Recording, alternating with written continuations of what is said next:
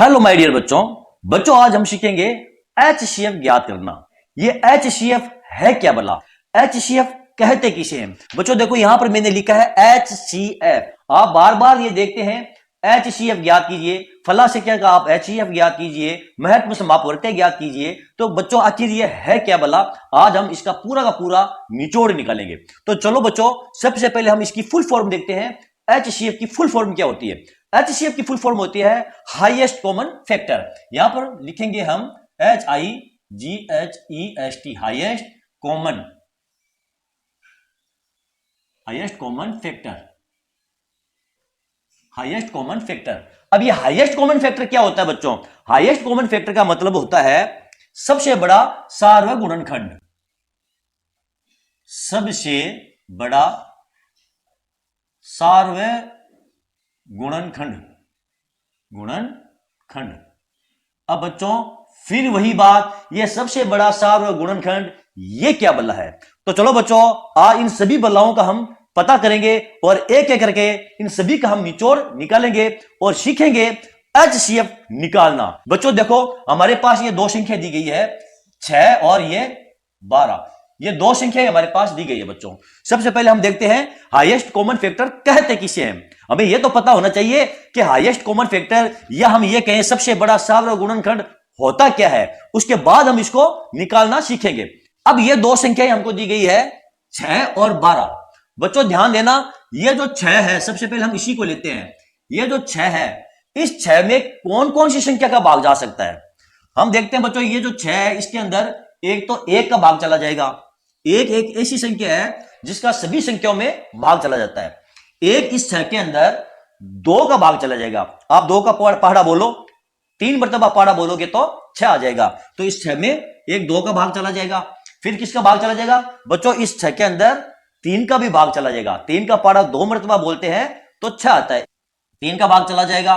और कौन सी संख्या है बच्चों जिसका भाग 6 के अंदर चला जाएगा? बता सकते हो बच्चों? वो संख्या है खुद 6 जिसका भाग 6 के अंदर चला जाएगा एक मरतबा। 6 एक 6, खुद ये संख्या 6। यहां पर देखो ये संख्याएं 1 2 3 और 6 ये ऐसी संख्याएं हैं जिसका भाग 6 के अंदर पूरा पूरा चला जाएगा। इन 4 संख्याओं के अलावा और कोई सी भी ऐसी संख्या नहीं है जिसका पूरा पूरा भाग इस 6 के अंदर चला जाए। ठीक है ना बच्चों? इसी प्रकार यहां पर देखो ये 12। अब 12 के अंदर कौन कौन सी संख्याओं का भाग जा सकता है?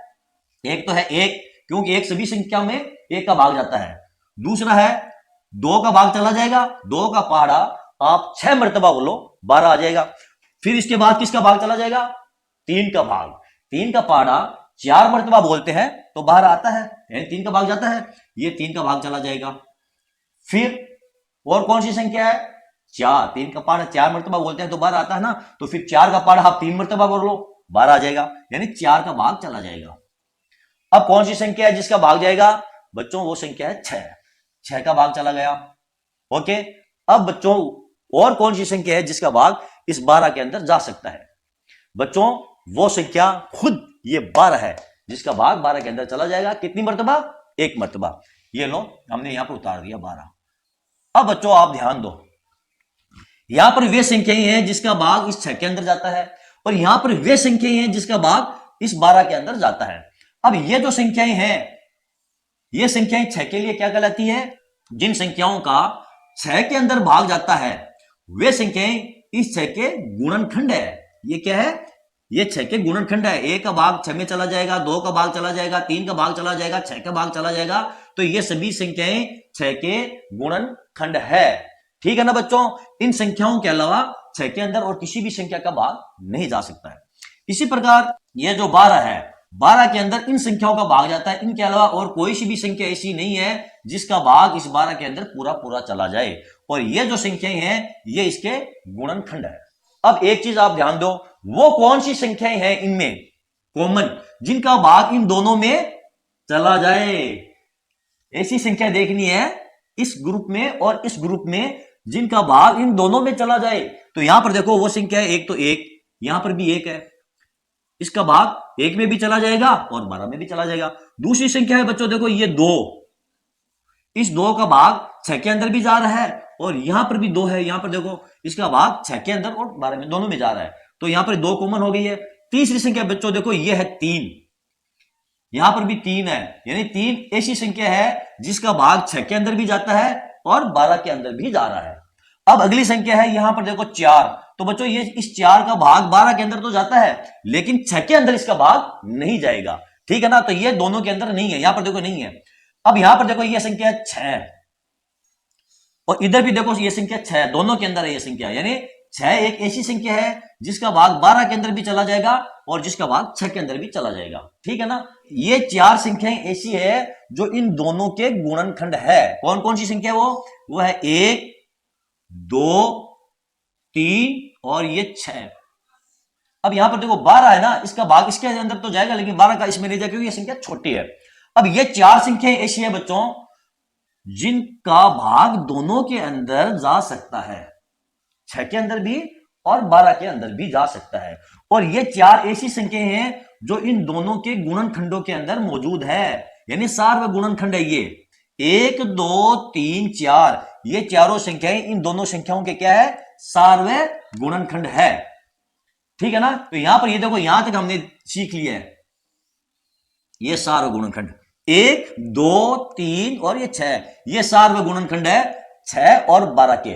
अब बच्चों इसमें वो कौन सी सबसे बड़ी संख्या है जिसका भाग दोनों में जाएगा इन चारों संख्याओं में, ये 6, ये 6 सबसे बड़ी संख्या है जिसका भाग इसमें भी जा रहा है और इसमें भी जा रहा है। इस 6 से बड़ी और कोई सी भी संख्या नहीं है बच्चों जिसका भाग इन दोनों में चला जाए, तो ये सबसे बड़ी संख्या है और ये सबसे बड़ी संख्या वो संख्या है जो इन दोनों का सार्वभौम गुणनखंड है। इससे बड़ा कोई भी सार्वभौम गुणनखंड नहीं है जिसका भाग इन दोनों में चला जाए। तो ये है सबसे बड़ा, क्या है, ये 6 सबसे बड़ा सार्वभौम गुणनखंड कौन सा है इनके लिए, ये 6 है और इसी को हम कहते हैं हाईएस्ट कॉमन फैक्टर, HCF। इसी को हम HCF कहते हैं। समझ गए ना बच्चों, किसे कहते हैं HCF। अब हम सीखते हैं HCF ज्ञात करना, हाईएस्ट कॉमन फैक्टर कैसे ज्ञात करते हैं, कैसे निकालते हैं। तो बच्चों वीडियो को आप अंत तक देखना। इस वीडियो में आप हाईएस्ट कॉमन फैक्टर के साथ साथ यानी HCF के साथ साथ आप अभाज्य गुणनखंड भी निकालना सीख जाएंगे। बच्चों देखो गुणनखंड और अभाज्य गुणनखंड दोनों में फर्क है बच्चों, गुणनखंड और अभाज्य गुणनखंड इन दोनों में फर्क है। क्या फर्क है वीडियो में आगे आपको पता चलेगा, इन दोनों में क्या फर्क है। चलो बच्चों देखते हैं आगे HCF कैसे निकालते हैं। हमारे पास ये दो संख्याएं दी गई है 15 और 30। इस 15 और 30 का HCF या हम कहें हिंदी में महत्तम समापवर्त्य वो कैसे ज्ञात करेंगे। तो बच्चों इसको ज्ञात करने के लिए हम गुणनखंड विधि का उपयोग करेंगे। यदि बच्चों आपको गुणनखंड निकालना नहीं आता है तो आप इस वीडियो को गौर से देखना, आप गुणनखंड निकालना भी सीख जाएंगे। 15 और 30 का HCF ज्ञात करने के लिए सबसे पहले ये जो 15 है इसका हम अभाज्य गुणनखंड ज्ञात करेंगे और ये जो 30 है इसका अभाज्य गुणनखंड ज्ञात करेंगे। तो 15 का अभाज्य गुणनखंड कैसे ज्ञात करेंगे, यहां पर हम लिख लेंगे, यहां पर देखो ये बच्चों ये 15 और इस प्रकार लाइन खींच देंगे। अब इस 15 के अंदर सबसे छोटी अभाज्य संख्या का भाग देंगे, सबसे छोटी अभाज्य संख्या का भाग देंगे जिसका भाग इसके अंदर पूरा पूरा चला जाए। बच्चों अभाज्य संख्या किसे कहते हैं, अभाज्य संख्या वह संख्या होती है जिसमें खुद उस संख्या का और एक का भाग जाता हो, उसके अलावा किसी का भी भाग नहीं जाता हो, वो संख्या अभाज्य संख्या कहलाती है। तो इसके अंदर भाग किसका जाएगा बच्चों, 3 का भाग चला जाएगा। ये कितना आ जाएगा यहां पर 5। अब इसमें 5 का भाग जाएगा 1, तो इसके गुणनखंड कौन कौन से हो गए, 3 गुणा 5 गुणा ये 1, ये 15 के गुणनखंड हो गए बच्चों। यानी 15 के अंदर 3 का भाग जा सकता है, 5 का जा सकता है और 1 का भाग जा सकता है। ये इसके गुणनखंड है, 3, 5 और 1 15 के गुणनखंड हो गए हैं, अभाज्य गुणनखंड। अब यहां पर अभाज्य कैसे हुआ, यहां पर ये 3 देखो, इस 3 के अंदर या तो 1 का भाग जा सकता है या इस खुद 3 का भाग जा सकता है। इसी प्रकार आप 5 देख लो, ठीक है। अब ये जो 30 है इसी प्रकार इसका भी हम गुणनखंड ज्ञात करेंगे। यहां पर निकाल लो आप, ये 30 लिख दिया हमने, कौन सी संख्या का भाग देंगे, देखो बच्चों यहां पर इकाई का अंक 0 है ना, तो यहां पर 2 का भाग चला जाएगा, कितनी मर्तबा, ये 15 मर्तबा। फिर इसके अंदर 3 का भाग चला जाएगा, कितनी मर्तबा, कितनी मरतबा जाएगा बच्चों? 5 मरतबा। फिर 5 से काट देंगे 1, तो इसके कितने हो गए?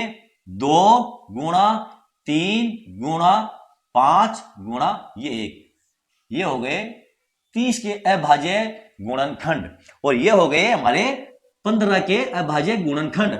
अब बच्चों देखो इसमें कौन सी संख्या समान है? सारे गुणनखंड हमको देखना है ना, यानी वे गुणनखंड जो इन दोनों में मौजूद हो। यहां पर देखो ये 3 इसमें है कि नहीं? आप देखो इसमें है, ये रहा, तो यहां पर हम उतार लेंगे ये 3 गुणा का चिन्ह। अब इसमें 5 है, इसमें देखो 5 है कि नहीं है? देखो इसमें भी 5 है और यहां पर भी 5 है, तो यहां पर हम लिख लेंगे ये 5। अब एक इसमें भी है, एक इसमें भी है, तो बच्चों एक को वैसे गुणनखंड में इसकी गिनती आती नहीं है। क्यों? एक को किसी भी संख्या से गुणा कर लो, संख्या वही आनी है। तो यहां पर आप गुणा करके एक उतार भी सकते हो और नहीं भी उतारो तो कोई बात नहीं है। अब यहां पर देखो बच्चों ये 2 है, इसमें क्या 2 आपको नजर आ रहा है? इसमें 2 नहीं है, तो इस 2 को हम यहां पर नहीं लेंगे। क्यों? दोनों में होना चाहिए सार्व गुणनखंड, कॉमन फैक्टर, कॉमन, यानी जो दोनों में हो वो सार्व कहलाता है, वो कॉमन कहलाता है। तो दोनों में नहीं है, ये 2 इसमें तो है पर यहां पर नहीं है, तो इसको हम नहीं उतारेंगे। केवल 3 और 5 ही ऐसी संख्याएं हैं जो दोनों गुणनखंडों के अंदर है। अब इन दोनों को हम कर लेंगे गुणा, 3 और 5 को गुणा करेंगे तो कितना आ जाएगा बच्चों? ये 15। तो इनका HCF 15 और 30 का HCF क्या हुआ? ये 15। बच्चों ये 15 वो संख्या है, सबसे बड़ी संख्या, जिसका भाग इन दोनों में जा सकता है, 15 और 30 में। इससे बड़ी कोई भी संख्या नहीं है जिसका भाग इन दोनों में पूरा पूरा चला जाए। यानी इन दोनों का जो सार्व गुणनखंड है, जो 15 गुणनखंड है, इसका भी है और इसका भी है। ये वो गुणनखंड है, यहां पर देखो 3 5 को गुणा करेंगे तो ये 15 आ जाएगा इसका गुणनखंड। ये वो गुणनखंड है बच्चों 15, सार्व गुणनखंड दोनों का, जिसका भाग इसमें भी चला जाएगा और इसमें भी चला जाएगा। इससे बड़ा सार्व गुणनखंड और कोई नहीं है, और ये है इसका HCF। इसे ही कहते हैं हाईएस्ट कॉमन फैक्टर। इससे बड़ा इन दोनों का सार्व गुणनखंड कोई भी नहीं है जिसका भाग इन दोनों में चला जाए। ओके बच्चों, चलो हम एक HCF और निकालते हैं। हाँ तो बच्चों अब हम देखते हैं 14, 20 और 45 का HCF कितना होगा। इसका HCF हम कैसे ज्ञात करेंगे? तो चलो बच्चों देखते हैं। सबसे पहले ये 14 है, इसके हम गुणनखंड ज्ञात करते हैं। यहां पर ले लेते हैं, ये 14 ले लिए, यहां पर इस प्रकार लाइन खींच दी। कौन सी संख्या का भाग देंगे? 2 का। 2 का भाग देंगे तो कितना आ जाएगा बच्चों? ये 7। अब इसमें 7 का भाग देंगे तो ये आ जाएगा 1। तो यहां पर आ गया इसके गुणनखंड 2 गुणा 7 गुणा ये 1, ये 14 के गुणनखंड हो गए हैं। इसी प्रकार बच्चों ये 20 है, इसके गुणनखंड हम यहां पर निकाल लेते हैं। 20 2 का भाग देंगे, कितनी मरतबा भाग चला जाएगा बच्चों? ये 10 मरतबा। फिर 2 से काटेंगे ये 5, और 5 से काट देंगे ये 1, तो यहां पर क्या आ जाएगा? 2 गुणा 2 गुणा 5 गुणा 1। ये किसके आगे हैं?